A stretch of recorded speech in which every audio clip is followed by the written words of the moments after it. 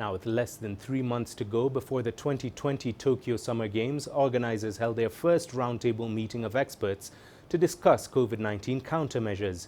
Games Delivery Officer Hide-masa Nakamura said the focus is now on how to hold the event safely rather than whether or not they should be held during the pandemic.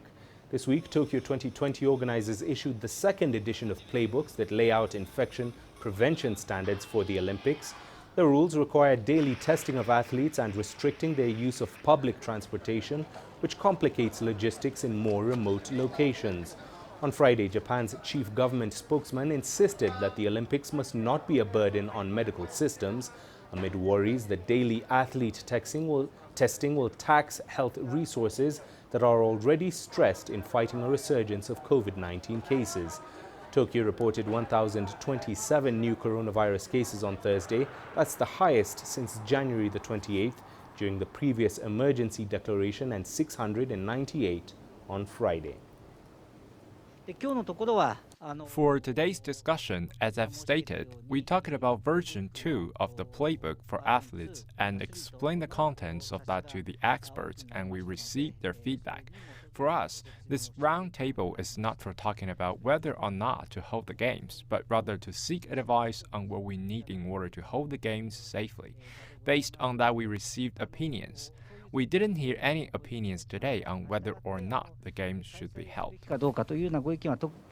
Right, well, for more on the Tokyo Olympic Games, we're now joined by Olympic sports journalist and commentator Manfred Seidler, who joins us live from Johannesburg, South Africa. Manfred, the IOC and Japan have issued revised COVID-19 guidelines that, among other things, require daily testing of athletes during the Games. Are these measures going to be enough to convince those who are skeptical of Tokyo 2020 going ahead? I think you're always, good evening. I think you're always going to have skeptics no matter what you do.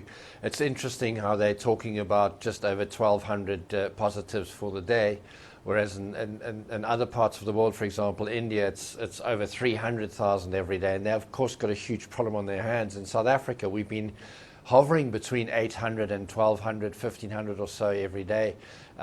It just goes to show how detailed and meticulous and how serious the Japanese take this pandemic, and how important it is to them to make sure that, as you heard, their medical system is not overtaxed, and that they have the resources in place to actually host the Olympics. Worrying numbers indeed, Manfred. But why do you think there's such an urge then to continue with the Games despite the pandemic showing little to no signs of slowing down?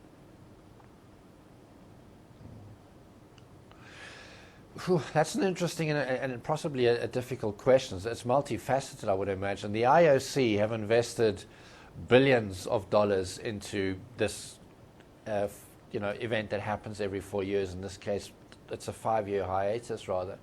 And they financially just cannot afford not to do that. And that sounds pretty harsh when you weigh it up against human lives. But I think they got to the point, and that includes the city of Tokyo as well as the Japanese government, where they've invested so much in infrastructure, effort, finances, that to not host the Olympic Games would obviously cost them financially immensely. There was obviously the huge hope that by this time around the pandemic would have either run its course or would not be as virulent as it is now, and of course that the vaccination process would be way more advanced than it is. And Japan, unfortunately, just like Germany, have been pretty slow in their vaccination rollout, and that's a problem. The quicker the vaccinations go out, the quicker things can go back to some form of normalcy, and yeah, I mean, the Japanese government is really going to have to step it up, because, as it seems, the Olympic Games will be going ahead in a very different format, but they will be going ahead. And finally, Manfred, how does this intense debate on whether or not to continue with the Olympics affect the athletes?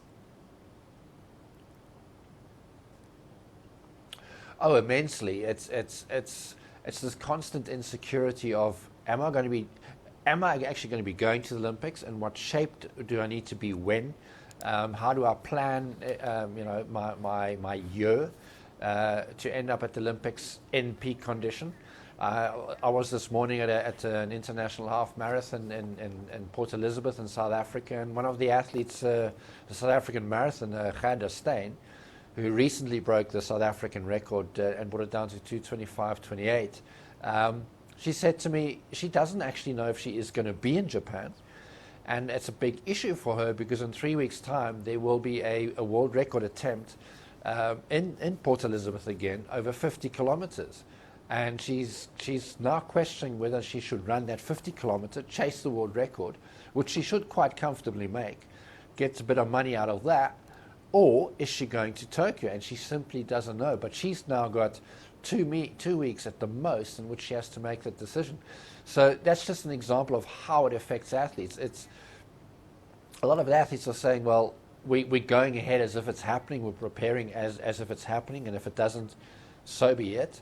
It is still a huge mental issue for anybody who's preparing for a massive competition and needs to be at their peak shape. So it's a massive challenge, and I can guarantee you that the athletes that do get to Japan will either be so motivated and so focused that they're going to do incredible performances, or it's going to be the exact opposite, and they're going to be so below par that it's going to be frightening. So it's a very, very, very difficult one for every athlete to answer, and everyone is going to have their own answer.